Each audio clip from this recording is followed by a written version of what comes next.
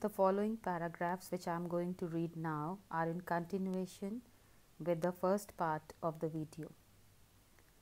On the day of the inauguration, I was overwhelmed with a sense of history. In the first decade of the 20th century, a few years after the bitter Anglo-Boer War and before my own birth, the white-skinned peoples of South Africa patched up their differences and erected a system of racial domination against the dark-skinned people of their own land. The structure they created formed the basis of one of the harshest, most inhumane societies the world has ever known.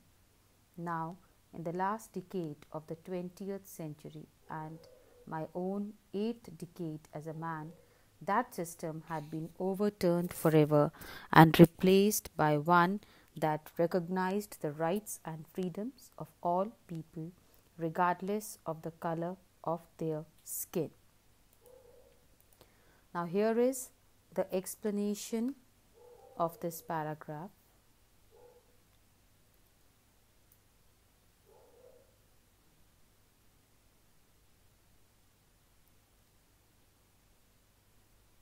On the day of the inaugural ceremony, the author was remembering the days of past when this whole system of apartheid emerged. It resulted in inequality and inferior treatment of dark-skinned people. They were deprived of their basic fundamental rights. As a result, one of the world's most brutal and inhumane society was born. This began even before he was born. This system created an atmosphere of extreme cruelty and injustice for a particular part of the community. Now, when he is in his 8th decade as a man, he, along with countless others, have changed this entire system that treats humans as humans irrespective of their color, caste, gender, or age.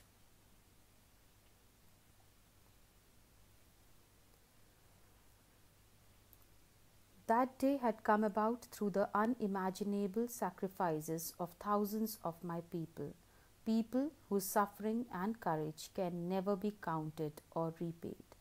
I felt that day, as I have on so many other days, that I was simply the sum of all those African patriots who had gone before me. That long and noble line ended and now began again with me. I was pained that I was not able to thank them and that they were not able to see what their sacrifices had wrought.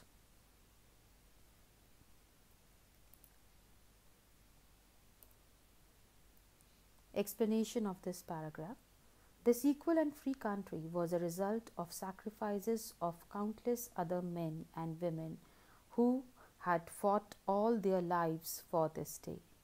The author wishes if he could thank them all, but unfortunately they didn't live to see the result of their courage. Nelson Mandela gathered his courage and power from all these people and thus wishes to make them proud.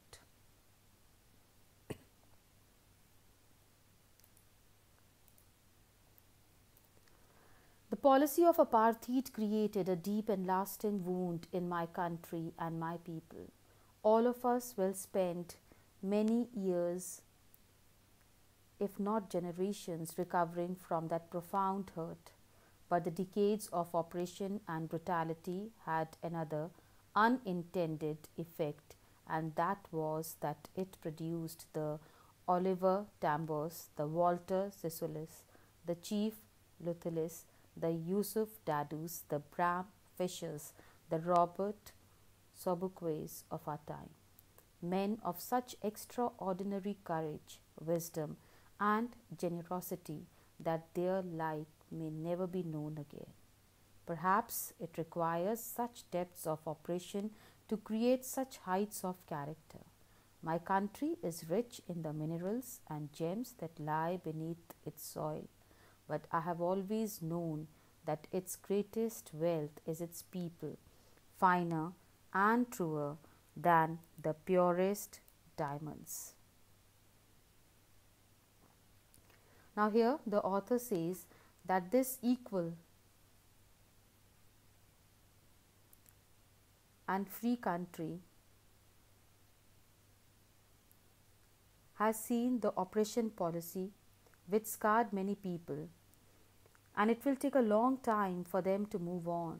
The author mentions that this hard time had its negative impacts, but it also exposed a lot of strong and courageous men who stood up and raised their voice. Thus, it required that level of unjust treatment to produce such great heroes. South Africa, he says, is rich in minerals and gems, but its greatest strength lies in its people.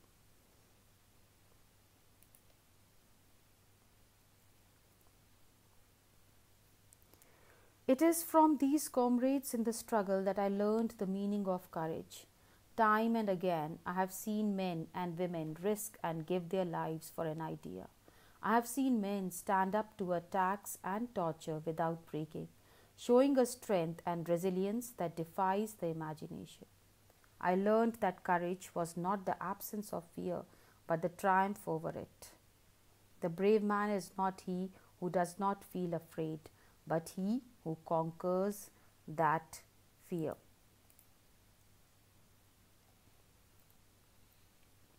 Nelson Mandela in this paragraph says that he gained his strength to stand against the wrong from all the great nationalists he mentioned above, who have even risked their lives for freedom and tolerated ill treatment but never stopped fighting.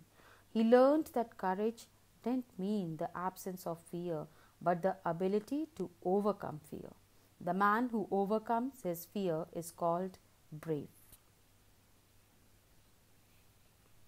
Next paragraph.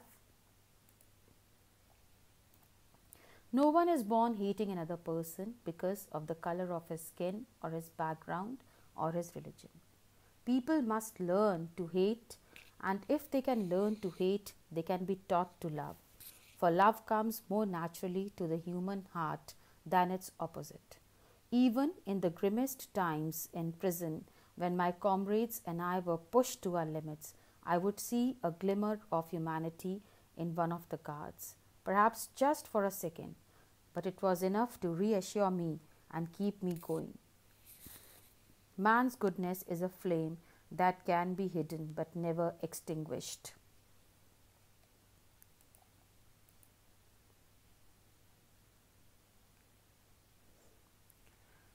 Here Nelson Mandela says that one is taught by society to hate humans because of their skin, color, age, gender and religion. No one is inborn with hatred. The author's idea is that if people can be taught hatred, they can also be taught love and brotherhood. In their most testing times in prison, when they were being treated brutally, Mandela would see a pinch of humanity and kindness in one of the guards, and that was enough to keep him going. He believes that goodness in human beings can be suppressed but never eliminated.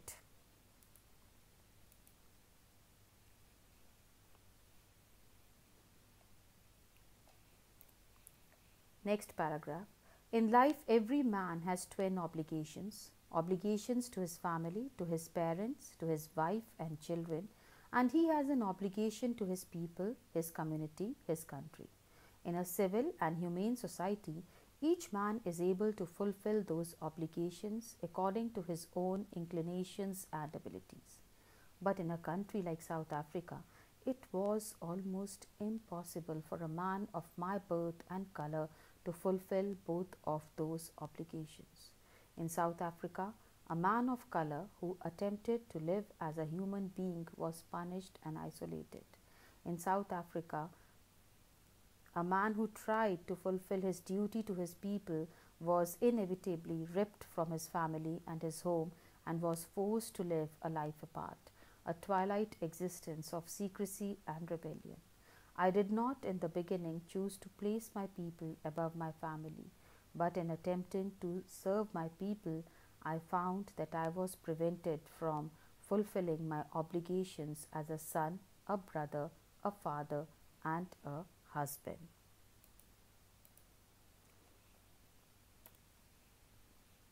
According to the author, every human being has its responsibility towards the family and as well as the society. Generally, under normal circumstances, a person can maintain the balance between the two, but in countries like South Africa, it was never so easy.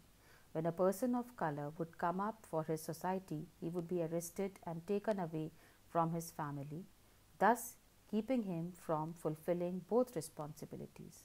In the beginning, Mandela did not put his people over his family, but it was only later when he realized that in order to be there for his people, he was compromising his duties towards his own family.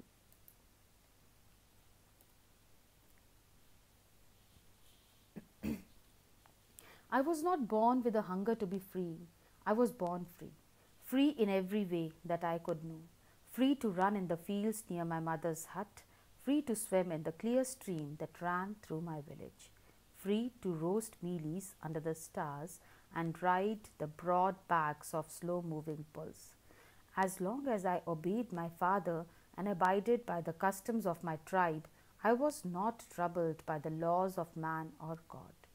It was only when I began to learn that my boyhood freedom was an illusion, when I discovered as a young man that my freedom had already been taken from me, that I began to hunger for it.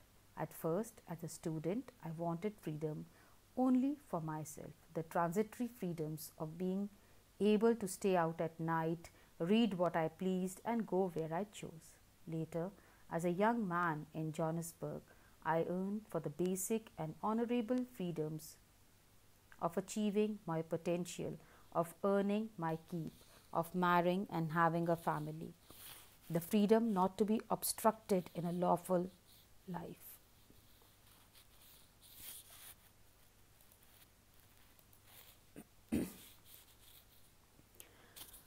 Explanation of this paragraph. The author did not have the plan to stand against the apartheid system early in life. He lived his childhood like any normal child in South Africa. He only had to follow the rules set up by his father or the customs of his tribe. As soon as he grew up and began to learn the facts as to how people of color were treated, he decided to stand against it. He had this urge for freedom from inside, earlier just for himself, and later for having a basic life not just for himself but for everyone. In Johannesburg, they had to struggle for having a peaceful marriage, family, and basic amenities which everyone had access to, where law and order existed.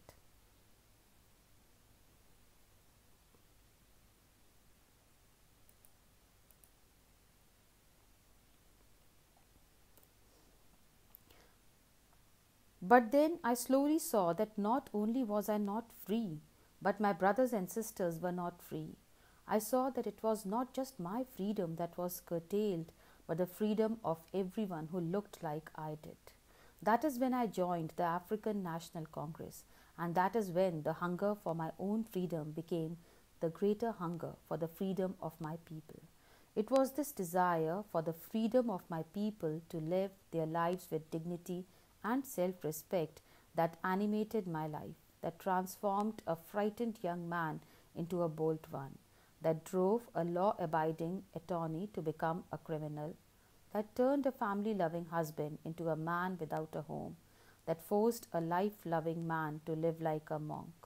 I am no more virtuous or self-sacrificing than the next man, but I found that I could not even enjoy the poor and limited freedoms I was allowed when I knew my people were not free.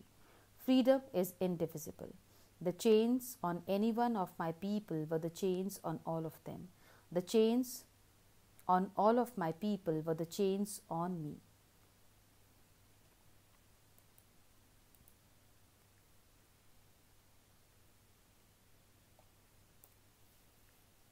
Here, Nelson Mandela says that he joined the National African Congress when he realized it was not only him whose basic rights were snatched away, but of all those who looked like him. He had this fire inside him to free his people from the injustice. It was this fire that changed the author completely as a man, from being scared to brave, a lawyer to the one breaking the law, a family man to a man without a home, and a lively man into being a monk. It was the knowledge that he and his people had restricted freedom that made him into a selfless man as opposed to before. According to him, freedom cannot be divided. Snatching it away from someone was equivalent to taking it away from everyone, and that meant taking it away from the author.